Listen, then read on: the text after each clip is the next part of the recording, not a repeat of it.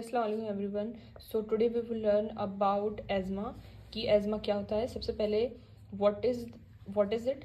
तो एज़मा जो रहता है, जब पेशेंट हमारे पास आता है तो वो कंप्लेन लेके आता है कि मुझे बहुत ज़्यादा चेस्ट टाइटनेस हो रही है और मैं हाफ रहा हूँ, और ये सारी चीज़ों के साथ वो प्रेजेंट करता है। और बेसिकली एज़मा में क्या होता है कि जो पेशेंट है या कोई पर्सन है वो एयर को तो इंस्पायर कर लेगा, लेकिन उसको छोड़ने में वो डिफ़िकल्टी उसको होगी। तो बेसिकली एंट्री तो हो जाती है, इन तो हो जाएगा, लेकिन आउट नहीं हो पाएगा। यानी कि जो एयर है वो क्या होता है कि इंस्पायर तो हो जाती है, लेकिन जो फोर्स जब एक्सपायर करेगा तो वो रेजिस्टेंट होगा उसके अंदर, ड्यू टू कि उसका पैसेज जो है वो नैरो हो जाता है, तो जिसकी वजह से ऐसा होता है। ठीक है, he may get more resistant to air during expiration. Definition के अंदर 3 कंपोनेंट्स आते हैं बेसिकली। एयर फ्लो ऑब्स्ट्रक्शन होगा, हाइपर रिस्पॉन्सिव नेस होगी उसके अंदर, और थर्डली इन्फ्लेमेशन होगा ब्रोंकियोल्स का। तो एयर फ्लो ऑब्स्ट्रक्शन हो रहा है, कोई भी चीज़ ट्रिगर हो रही है जिसकी वजह से उसको हाइपर रिस्पॉन्स दे रहा है, वो कोई भी पोलन ग्रेन वगैरह से ऐसा होगा, और इन्फ्लेमेशन हो रहा है उसके ब्रोंकियोल्स में। तो ये बेसिकली इसके अंदर 3 कंपोनेंट्स आते हैं। फिर उसके बाद आता है इसके ट्रिगरिंग फैक्टर्स क्या होते हैं। ट्रिगरिंग फैक्टर्स की बात करें तो 2 फैक्टर होते हैं इसका, एक्सट्रिंसिक एंड इंट्रिंसिक। एक्सट्रिंसिक से समझ में आ रहा है एक्सटर्नल।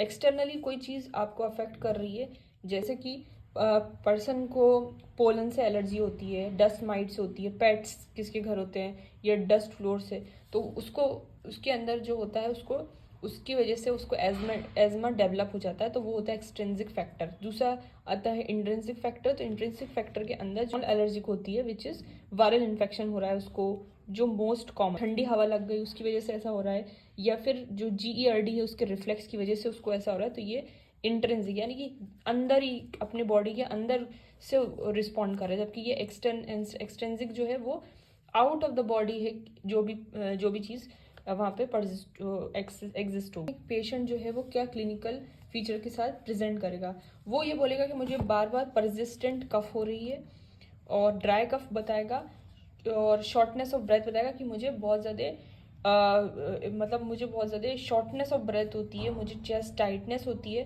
तो जब आप उसको ऑस्कल्टेट करोगे, जब एक्सपायर करेगा वो, तो आपको वीज की आवाज़, सीटी की आवाज़ आएगी। तो आप उसको ऑस्कल्टेट करेंगे तो आपको एक्सपिरेटरी वीजेस सुनाई देगी। तो ये उसकी कंप्लेन के अंदर होगा। तो एज़मा को अब हम डायग्नोस कैसे करेंगे, तो इसका डायग्नोस्टिक टेस्ट है PFT, पल्मोनरी फंक्शन टेस्ट करवाएंगे, जो कि स्पायरोमेट्री हम करवाते हैं इसके अंदर। से बोलते हैं कि आप पूरी फुल ब्रेथ लीजिए, और फिर एक डिवाइस देते हैं और बोलते हैं कि इसके अंदर उसको एक्सहेल करिए इस डिवाइस के अंदर।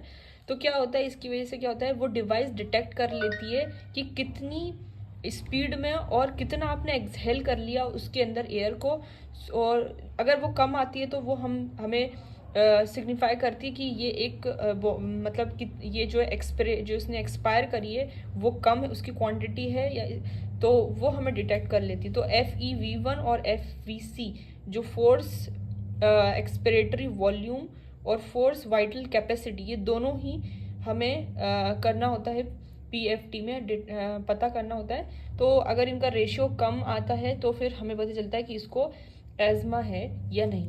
कहा था कि एज़मा एक रिवर्सिबल डिसीज़ है, यानी कि इसके सिम्टम जो सबसाइड हो जाते हैं जब पेशेंट को उस इन्वायरमेंट से या उस ट्रिगर से हटा दिया जाता है। लेकिन क्या होता है, एक टेस्ट होता था जो कि ब्रोंकियल प्रोवोकेशन टेस्ट होता है। तो उसमें क्या होता है कि ब्रोंकियल जो ब्रोंकस है उसको हम क्या करते हैं, कॉन्स्ट्रिक्ट करवा देते हैं एक एजेंट को देकर, विच इज़ मीथाकोलिन जो ड्रग है उसको दे देते हैं, और फिर उसके बाद है ना पेशेंट को ब्रोंको कॉन्स्ट्रिक्ट होता है, फिर उसको कैलकुलेट करते हैं हम, फिर हम PFT करवाते हैं और फिर कैलकुलेट करते हैं। अगर वो नॉर्मल पेशेंट होगा तो उस चीज़ से उसको कोई फ़र्क नहीं होगा, लेकिन अगर उसको एज़मा है तो फिर जो हमारा फोर्स एक्सपिरेटरी वॉल्यूम है वो कम हो जाएगा। लेकिन ये टेस्ट एकेडमिकली हम पढ़ते हैं, इसको नॉर्मली परफॉर्म नहीं करते हैं, क्योंकि कभी कभी ये रिस्क बन जाता है और ये स्टेटस एस्थमेटिकस में कन्वर्ट कर देता है। तो ये आजकल टेस्ट नहीं करते हैं, नॉर्मली ही करते हैं। तो PD के पेशेंट होते हैं और जो एज़मा के पेशेंट होते हैं उनका पिक्चर बिल्कुल सेम होता है। तो हम कैसे डिटेक्ट करेंगे कि एज़मा है कि COPD है। तो पहली बात तो ये है कि जो COPD के पेशेंट होते हैं उसमें क्या होता है, जो ऑब्स्ट्रक्शन होता है वो बेस लाइन होता है, यानी कि उनको होता ही रहता है ऑल द टाइम, और उनके जो सिम्टम्स हैं वो ज़्यादा एग्जरबेट होते हैं इन बिटवीन। और जब उनको हम ब्रोंकोडायलेटर देते हैं तो वो एजमेटिक पेशेंट नॉर्मल हो जाना चाहिए, लेकिन सीओपीडी वाले जो है उनको देने के बाद भी सीओपीडी पेशेंट सही नहीं होते। पहले हम क्या करते हैं, ये जो प्रोवोक टेस्ट है, जो ब्रोंकियल प्रोवोकेशन टेस्ट है, वो देते हैं, फिर उसको ब्रोंकोडायलेटर देते हैं। तो ब्रोंकोडायलेटर देने के बाद क्या होता है कि कोई भी उनको फ़र्क नहीं होता है, तो हम समझ जाते हैं ये सीओपीडी का पेशेंट है, जबकि फ़र्क पड़ जाता है एजमेटिक पेशेंट को जब हम उसको ब्रोंकोडायलेटर देते हैं, तो ब्रोंकोडायलेटर से उसका ब्रोंकस डायलेट हो जाता है। तो ये चीज़ थी इसकी डायग्नोस्टिक और कैसे परफॉर्म करते हैं। फिर हम बोलते हैं कि इसके बारे में पढ़ते हैं कि क्लासिफिकेशन क्या होता है इसके अंदर। क्लासिफिकेशन होता है एक तो इंटरमिटेंट और एक है परसिस्टेंट, ठीक है। तो इंटरमिटेंट में क्या होता है, परसिस्टेंट में क्या होता है। सबसे पहली बात करें इंटरमिटेंट की, तो इसके अंदर क्या होता है कि आप 2 की वैल्यू याद रख लें इंटरमिटेंट में। 2 वैल्यू याद रखने का मकसद ये है कि हर चीज़ 2 के हिसाब से चलेंगी, यानी कि उसको हफ्ते में 2 बार सिम्टम सिम्टम बढ़ेंगे, 2 महीने से कम उसको वो रात में जगेगा, 2 दिन से कम या फिर मतलब वीकली वो कम यूज़ करेगा शॉर्ट एक्टिंग बीटा एगोनिस्ट को। तो ये 2 का रेशियो आप याद रखना कि 2 इज़ फॉर इंटरमिटेंट इज़ 2। तो 2 से यानी कि हफ्ते में 2 से कम बार उसको सिम्टम होंगे, रात को वो 2 महीने से कम जगेगा, महीने में 2 बार कम जगेगा, मतलब उसको ऐसा नहीं कि उसको अटैक आ रहा है और फिर वो जग रहा है, तो ये सिर्फ महीने में 2 बार से भी कम होगा। और वीकली क्या, वीक में दो टाइम से भी कम टाइम, मतलब उसको ज़रूरत पड़ेगी साबा लेने की। तो ये चीज़ होगी, याद कर सकते हैं इंटरमिटेंट के अंदर 2 के रेशियो में होंगी। जबकि परसिस्टेंट एजमा की अगर हम बात करें, तो परसिस्टेंट एजमा में क्या होता है कि इसके अंदर फर्दर क्लासिफिकेशन है, सब classification, mild, moderate and severe.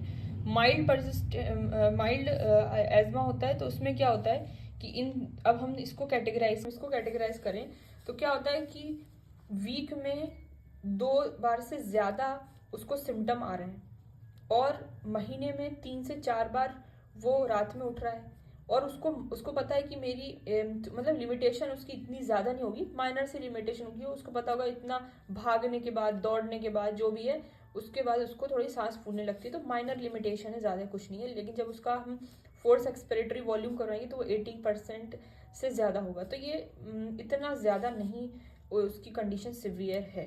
तो आप याद रख लें वीकली, मंथली के अंदर, तो आपको हमेशा याद रहेगा कि वीक में 2 बार उसको मतलब सिम्टम आ रहे हैं 2 से ज़्यादा बार, या मंथ में 3 से 4 बार वो रात में उठ रहा है, तो ये इतना ज़्यादा नहीं है। जबकि डेली जो आपका ये मॉडरेट जो मॉडरेट एजमा है, उसके अंदर क्या होता है कि सिम्टम आते हैं, मतलब कुछ ना कुछ सिम्टम आते ही हैं, ब्रेथलेसनेस वगैरह कुछ होता है, उसका होता ही है। और दूसरा कि वो हफ्ते में 1 बार से ज़्यादा उठ रहा है बीच बीच में, ठीक है।